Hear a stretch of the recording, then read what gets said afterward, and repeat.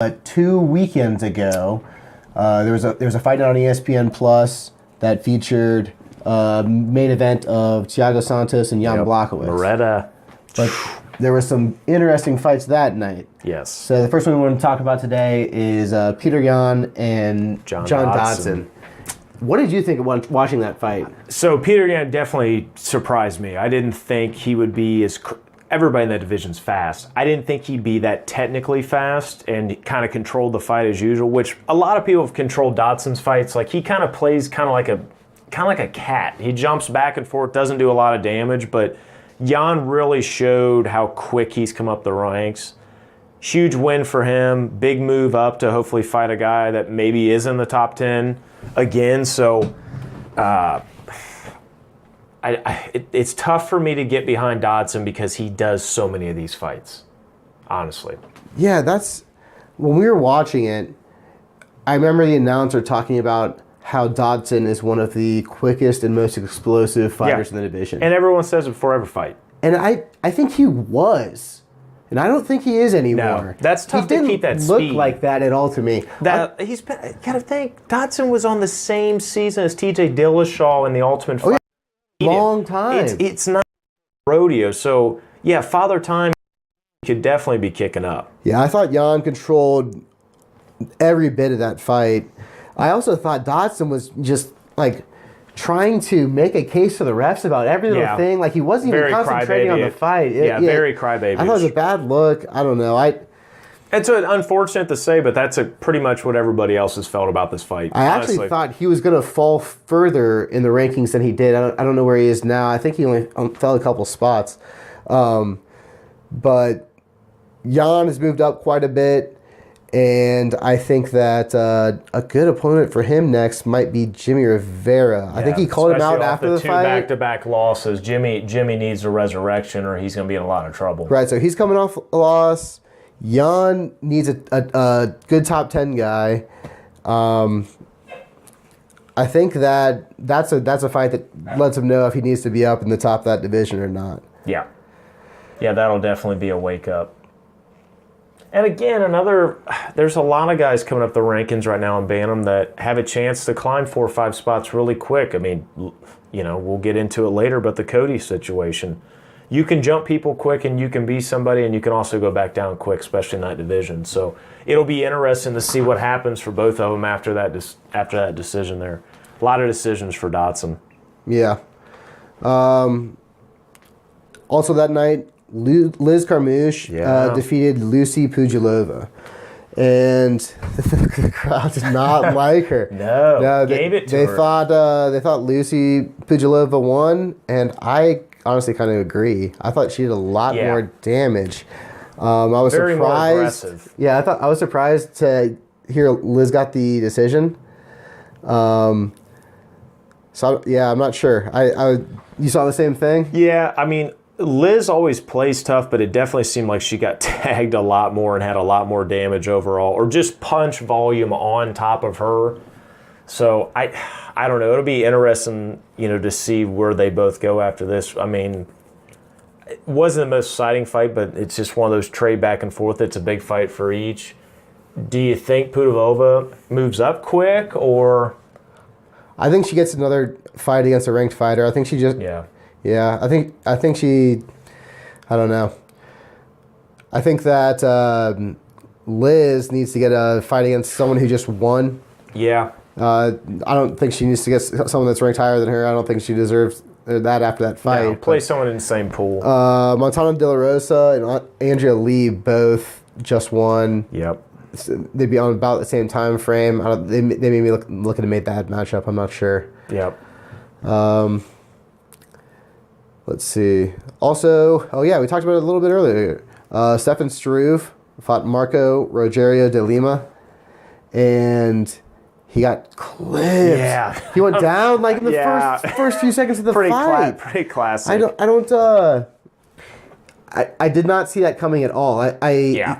He didn't use his length at all to defend that whole first... Which he hasn't been. I don't understand. Yeah, that has never really been his style. He's never used his height to his advantage, and I think that's really what his opportunity was. but the whole first round he was on his ass. Yeah. Oh yeah. He was in guard. He said afterwards he said they asked him, what were you thinking when you got clipped? He's like, can you show that to me on the yeah. Oh yeah, screen? he said he couldn't remember. Because I was not out. I was out, and he just happened to come back with enough energy. He said I woke up and he was in my guard, and I was like, all right, could you imagine waking how did up I like get that? here? That'd be the worst nightmare ever, waking up from that. Yeah, I think I heard him say that he thought that he caught a dirty shot when he went to tap the gloves, because the last thing he remembered was tapping gloves in the beginning of the fight. Oh, that's not good. So he didn't even know what happened. A little bit of brain shut off. That'd be all right, Struve. Yeah, but the second round, he got a hold of him. Yeah. Struve's known for that. He's quick on changing his game. I think he played a really good tactical game the rest. I mean, Struve's always aggressive. He's fun to watch. I mean, 7-foot dude just throwing bombs. But yeah, good thing for Struve on that win. For anybody that doesn't know, Struve had some heart issues that's been going on like the last 3-4 years. And he basically said, he's like, I pretty much think that I'm done. This is probably retirement for me. I'm not 100%.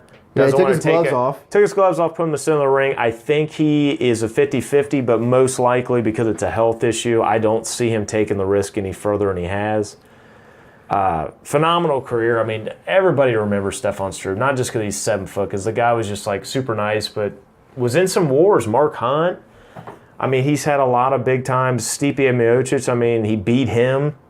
Guy's had a track record, so... Oh, he's been in the UFC a long time. I think 11 or 12 years, something like that, maybe even longer. I think he was one of the youngest guys when he got in. I think he was like 20 or 21 when he got in. Gosh, yeah, because he's only like 31. Yeah, he's not that old. So it's not like he's, cashing out at 38, going on 39 birthday this year, saying, yeah, it's probably time to hang it up. Yeah, I do think his intentions right now are to never fight again. Yeah. I heard some interviews he's talking about pursuing other career paths, but there's a lot of fighters that come back. Well, when it's a health issue and it's one that's dealing with the most important part of your body, you probably don't want to take any more risks than you already have. Yeah, absolutely. So it was good to see him win. Congrats, Struve. Yeah, I think he was on 3 losses in a row, but he got a good win to go out on.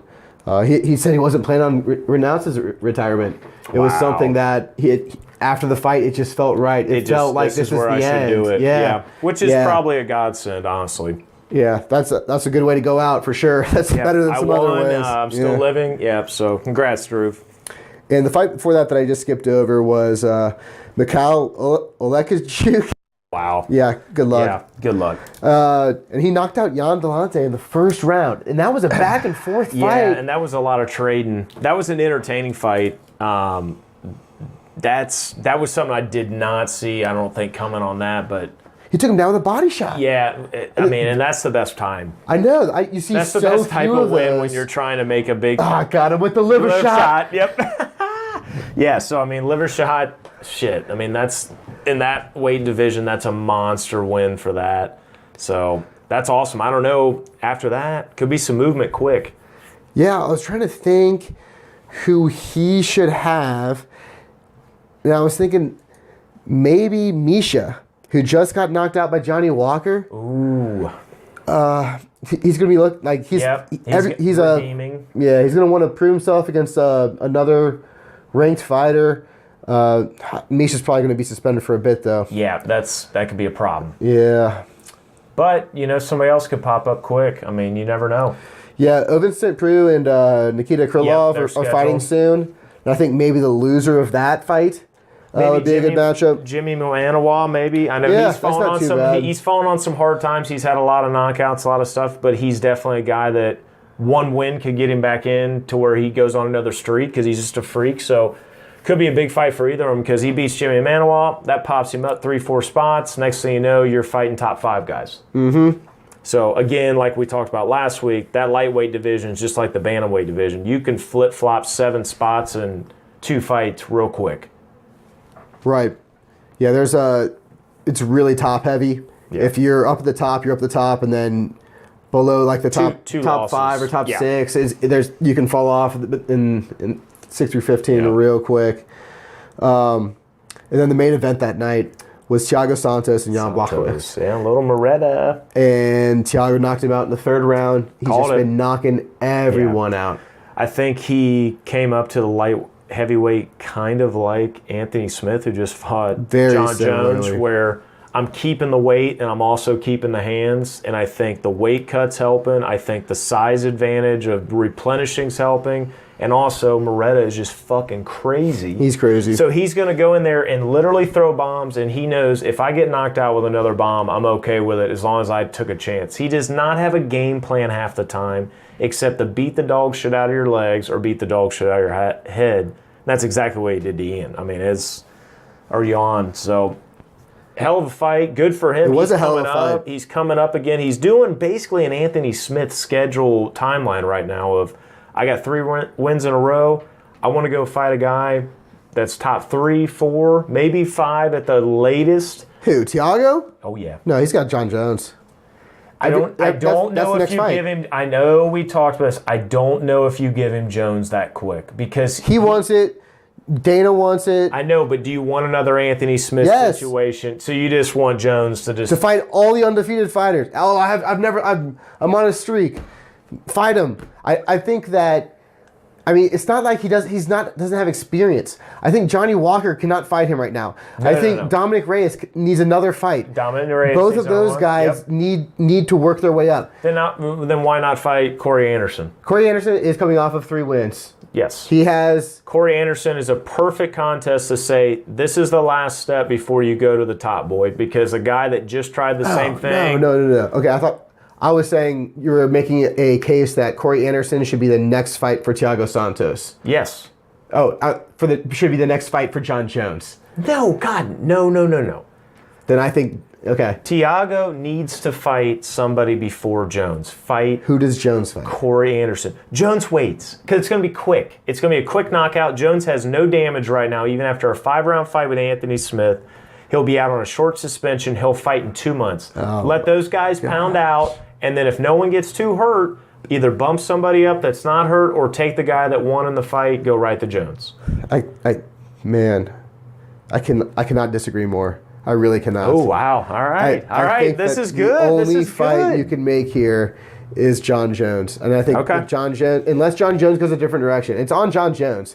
If John Jones wants to fight Israel Adesanya, because he's been talking bullshit about that, or if he wants to move to heavyweight and fight some, then he'll do that. But I think if John Jones is going to defend his light heavyweight title, the fight you have to make right now, because they're both ready to go and they're both marketable. It's the same damn thing that happened with Anthony Smith. Yes. You move up the division, you get 3 knockouts. And you go right to the top. And you're the guy. You're the guy that's got oh my gosh, have you seen him fight at light heavyweight now? Yeah. And you got all the buzz. You have all the momentum. It happened with Volkan. That's what we were talking about. It happened with Volkan. He was right there at the finish line too. Yep. Yeah. Now it's Anthony Smith, and you just get turned away when you get to the top. And no, there is still another level. But you have to keep on. You have to keep on going, because you can't just have him fight the same 2 or 3 guys all the time. I think that is the fight that has to happen, and I don't think that Jan drops too much. I think that's where the cutoff is. It's like that's a very shallow end. Everybody's going to be swimming there for a while. It's super top heavy. Yeah, and you're going to be like, all right, well, let's see what happens. Yeah, that's a good point. So what I'd be looking for Jan, I think, after this fight is Glover Teixeira or Ilir Latifi. So drop him down to guys almost under 10. Okay. Which Tex is. I think that they are both older. Or they're all 3 older. Are they all 3 coming off losses? No, Glover Teixeira's not. No. But I think Glover's starting to make a little bit of headway. That Corey Anderson fight didn't help. I think it makes sense for them 3, or I don't know, him to fight one of those 2 guys, and then come back up and fight the top contenders. So I think he needs to take a step down in competition, because it's a proving point. Like we're talking, Thiago's not the cream of the crop. We don't think. And so he needs to take a step down in his next fight. But I think Jones, if he chooses to fight light heavyweight, Thiago's the fight to make there. Okay. All right. We'll see what happens. Nice. And that leads us into this past Saturday's fight card, UFC 235. And it was a big card. Yeah.